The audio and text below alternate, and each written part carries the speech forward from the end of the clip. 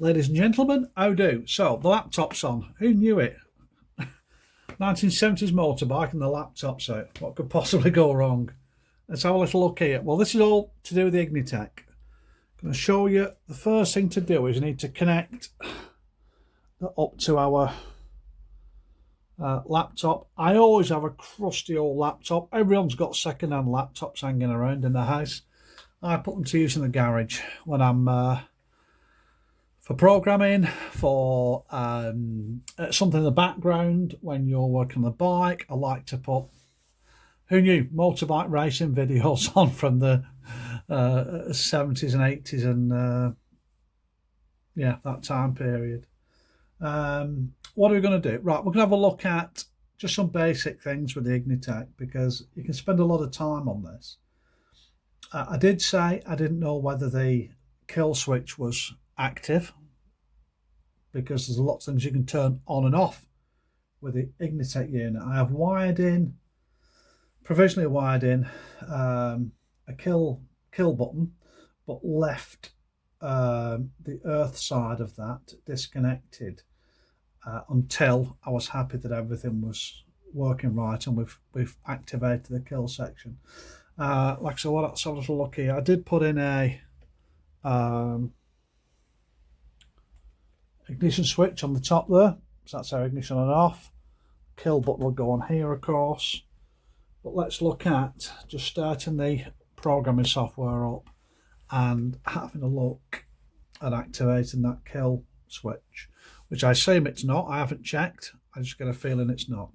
So you need to have the right software on your computer for your Ignitech because there are so many different types of Ignitech control units. So you have to have one that matches your system. If you go onto their website, they're all free to download. Just make sure you get the right one. If you don't get the right one, it won't communicate. It's as simple as that. There's a lot of parameters we can adjust on this. You know, you can put a sort of launch control system in there. You can rig up a quick shifter. These are all things on a classic bike we're not all going to overly get involved in. We're looking. What it will let us do is to put a curve into the ignition system. That is to say, it's not a static setting because on this Aspes, I think it's let's say it's 1.8 or 2 millimeter before top dead center the spark, or I think that works out to about 21 degrees. And that stays at that spark stays at that position all the way through the operation of the engine from idling speed up to maximum speed. The truth is, though, with all engines, 2-stroke or 4-stroke, a changing ignition curve can be quite advantageous, nay, essential for getting a good performing engine across its rev range. Because you're talking with all systems here where they didn't have that. Anyway, let's have a little look here. What I'm going to look at is, don't worry about any figures on there. I'm going to look at, very simply,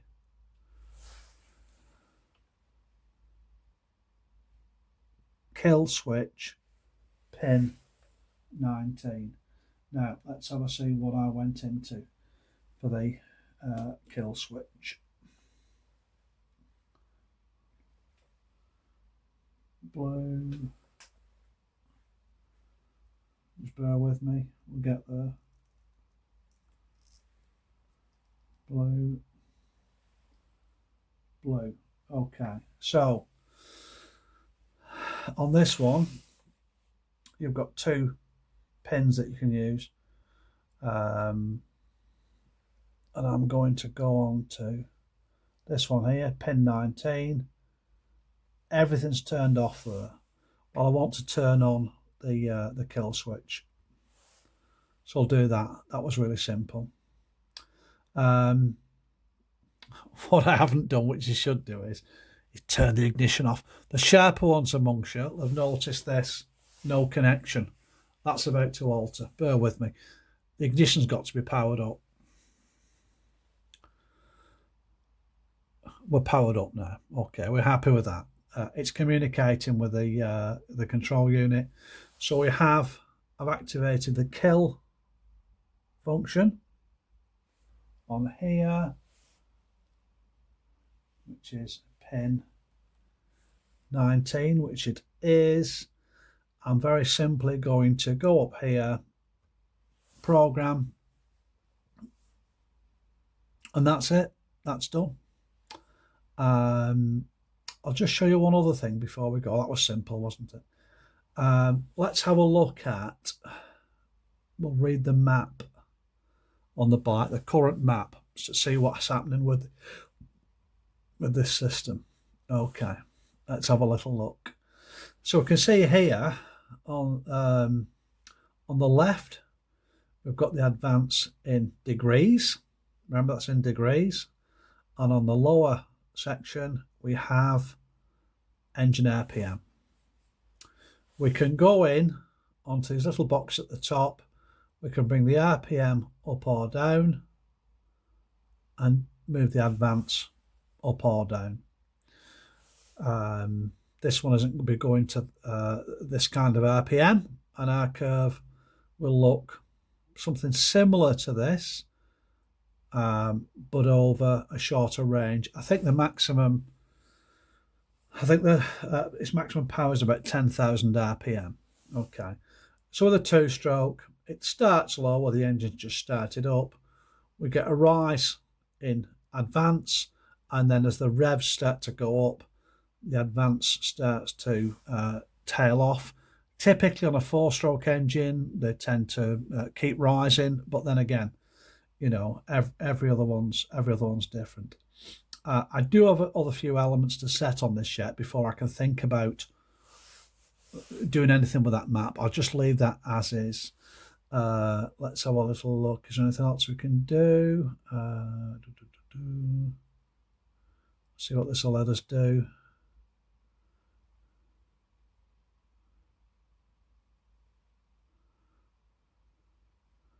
RPM, ignition, servo, power out.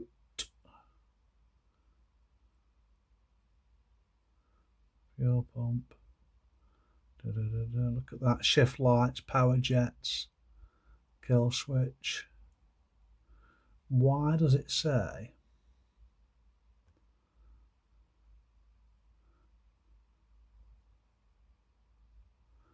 Let's have a little look.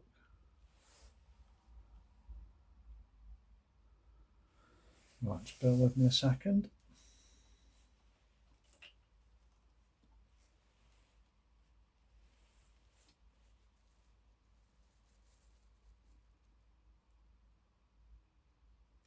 Okay, so if we have a look here, I'm going to activate the kill switch. The kill switch isn't active.